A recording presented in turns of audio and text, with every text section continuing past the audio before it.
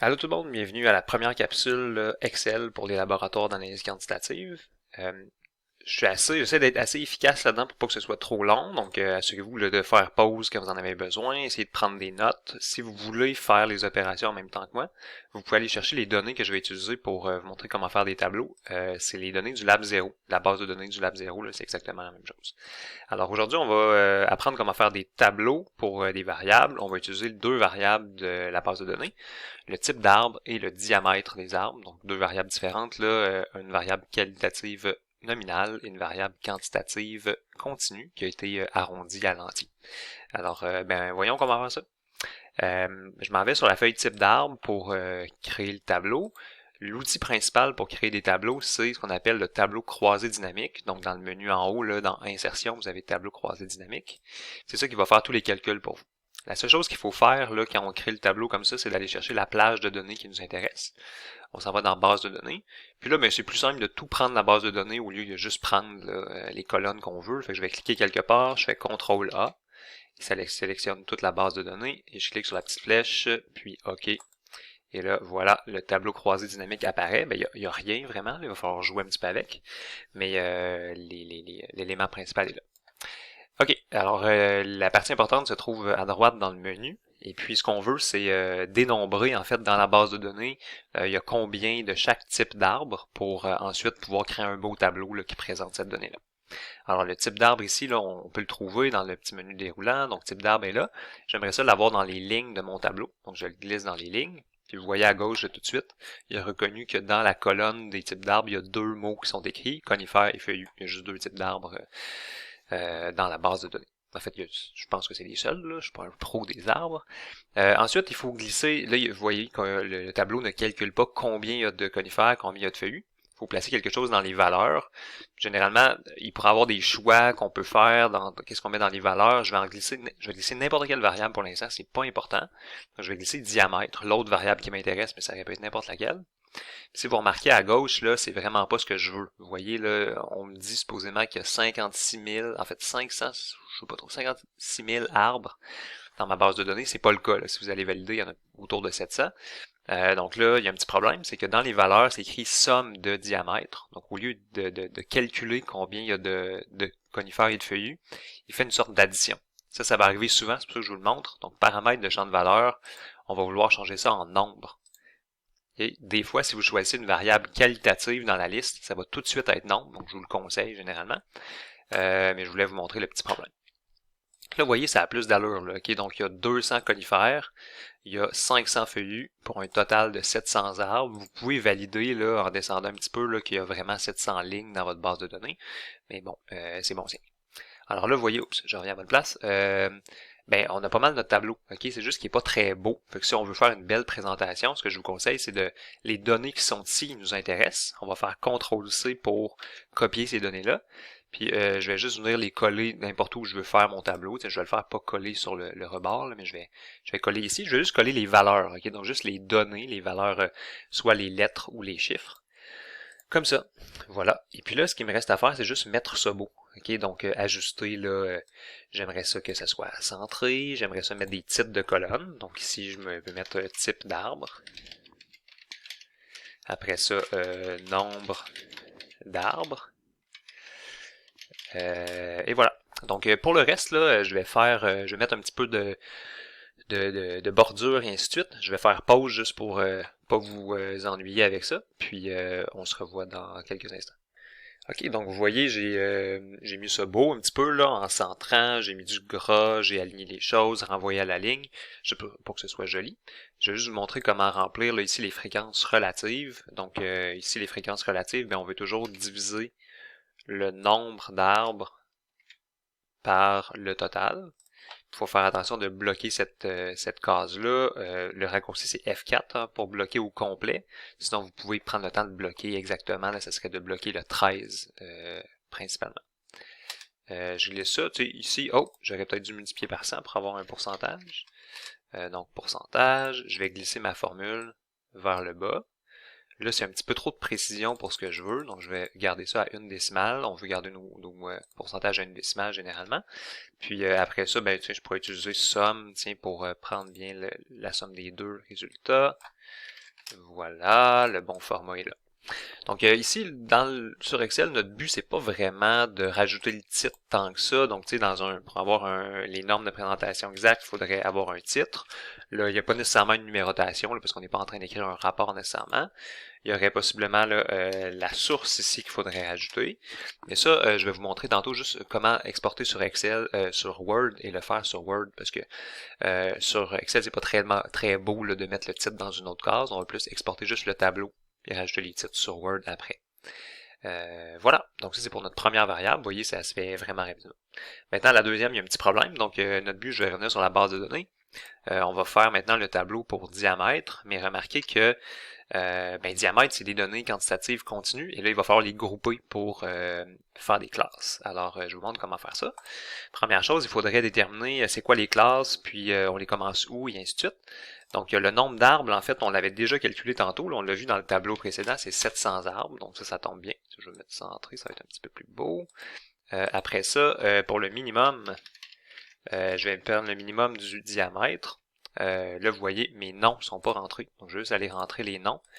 C'est assez rapide. CTRL A, formule, depuis sélection, et je prends ma ligne du haut. Donc là, j'ai créé des noms, puis je vais pouvoir faire appel à ces noms-là dans mes fonctions. Donc, si on a appris ça à faire ça au lab 0, le minimum du diamètre. Donc, je remplis ça, puis je vous reviens avec les résultats. Le min et le max, ça, vous les avez calculés là, au laboratoire 0. Maintenant, pour l'étendue, c'est juste de faire le max moins le min. Voilà, c'est assez clair, hein, il n'y a pas trop, on aurait pu le faire dans notre tête aussi. Amplitude des classes, ce qu'on veut faire, c'est prendre toujours l'étendue et la diviser par le nombre de classes qu'on veut avoir. Alors pour ça, on ouvre notre cahier à la page 93, je le fais en même temps que vous, là, en fait. Puis vous avez la table de Sturge, puis pour 700 données, on nous suggère 10 classes. Donc on va mettre 10 classes comme ça. Vous voyez, amplitude des classes, on nous suggère 21.5. Il me semble que ça serait beau de faire des classes de longueur 20. Hein? Donc on va faire des classes de longueur 20. Je mets ça ici parce qu'on aimerait ça avoir des classes qui sont jolies. Et puis le début des classes, je vais les faire à 0 parce que ma première valeur, c'est 0. Okay, donc mes classes vont commencer de 0 à 20, 20 à 40 et ainsi de suite. Puis on devrait avoir peut-être un petit peu plus que 10 classes dans ce cas-là. Alors, allons-y. Donc là, ici, on va faire notre tableau croisé dynamique comme tantôt. Donc, je fais exactement la même chose que tantôt, ce que j'ai fait avec le type d'arbre. Et je vais faire CTRL-A ici, Enter. Et là, j'arrive au même endroit que tantôt. C'est juste que là, la variable qui m'intéresse, c'est le diamètre. Donc, diamètre, je vais le glisser dans les lignes, comme j'ai fait pour type d'arbre tantôt. Là, vous voyez qu'il y a énormément de résultats. Là, le tableau à gauche il est très très long. C'est pas grave. Ici, là, type d'arbre, on va glisser ça dans les... Là, j'aurais pu mettre n'importe quoi d'autre, okay? Type d'arbre ou n'importe quoi, type de propriété, peu importe.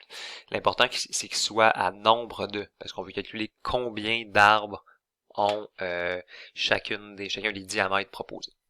Alors là, c'est là la nouveauté. Donc là, c'est juste que votre tableau, vous voyez, il est vraiment trop long. Là, on aimerait ça grouper les données. Donc, ce qu'on va faire, c'est un clic droit. Ok, vous cliquez n'importe où, sur n'importe quelle valeur ici, vous faites un clic droit. Et là, vous allez avoir une option qui est grouper. Donc, on clique sur grouper. Et Excel, il nous demande, où est-ce qu'on commence notre groupement à 0. Puis on va le grouper par combien? Mais moi, j'ai décidé de grouper par 20. Par intervalle amplitude de 20 pour mes classes. Alors, je fais OK. Et là, vous voyez, là, il met 0 à 19, parce qu'en fait, comme la variable, elle prend juste des valeurs entières, 0 à 19 va rentrer dans ma première classe. Nous, quand on va le réécrire, on va mettre vraiment 0 à 20. Exclu, là, on va le réécrire un petit peu. Donc voilà. Ça, c'est les données dont on a besoin pour faire notre tableau, notre beau tableau après. Je vais prendre une petite pause puis le faire parce que ça c'est pas très intéressant. Je vais refaire la mise en page comme je l'ai fait tantôt parce qu'il y a beaucoup de classes un peu plus longues, donc là je vais tout le faire puis ensuite on revient pour discuter à la fin. Ok, donc vous voyez là c'est un petit peu plus beau.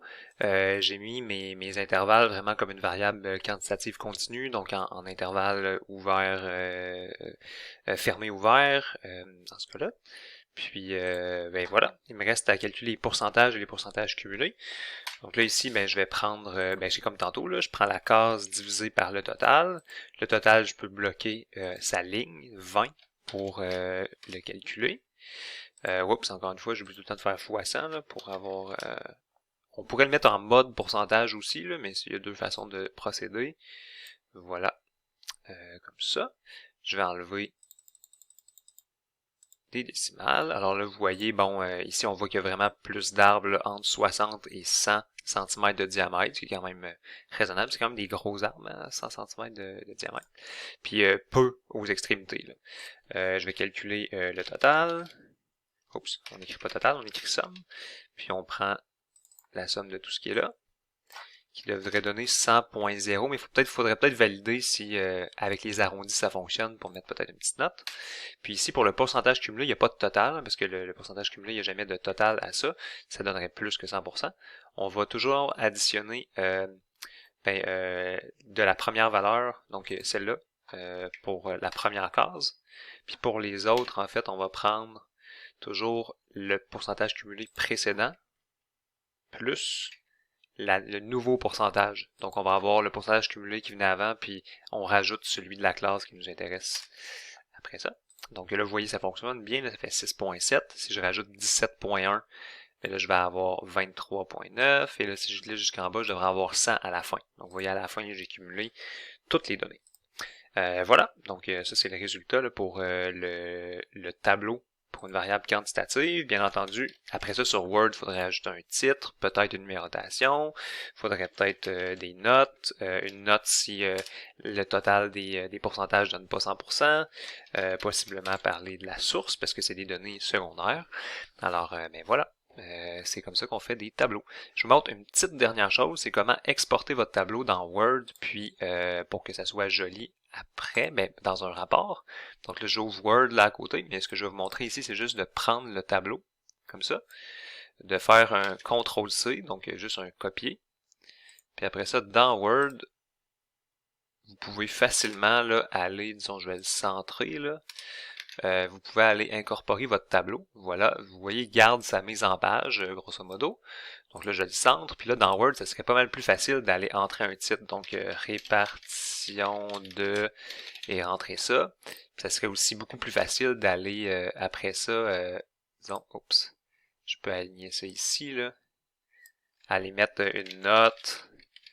ou bien après ça, la source, ok, puis aller changer la mise en page, vous mettez ça en plus petit. Vous pouvez même aller jouer sur la mise en page de votre tableau, parce que c'est compatible entre les deux logiciels. Donc voilà, c'est ça. Donc j'espère que vous avez apprécié quand même la petite capsule, et on s'arrête ici.